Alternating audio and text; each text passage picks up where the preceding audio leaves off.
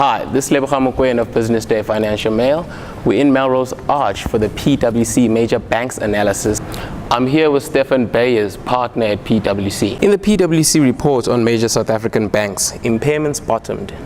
Yes, impairments bottomed in the period for which the report is comprised.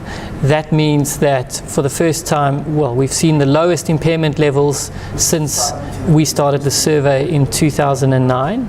The CEOs of the banks have said that they believe the credit cycle has bottomed out, which means that in future periods, the impairment charge going through the income statement will increase. What risks are South African banks facing in Africa? They have different consumers and customers which have different demands to the local customers that they understand. They need to understand the risks that infrastructure poses. Political risks are different. At the same time, corporate governance standards may differ from country to country, and our banks need to understand the unique aspects of each country that they go into in order to prosper in those countries. What is the short and long-term impacts of raised capital requirements of Basel III? In terms of the short-term impact of the raised capital requirements, I think you'll see banks hold on to capital levels and wait until the requirements have settled, which therefore impacts return on equity levels as they hold higher capital. In the longer term, we still expect those capital levels to increase in the future.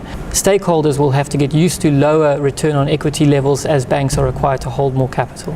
How do South African banks rate against international counterparts? The South African banks operate in a unique environment.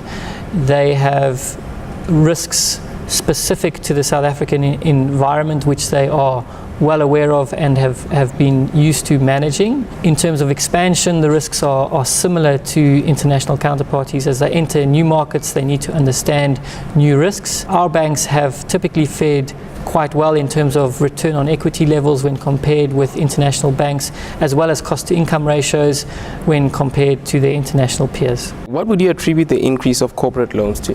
Corporates are starting to borrow again as they have expansion strategies and seek to grow into new markets.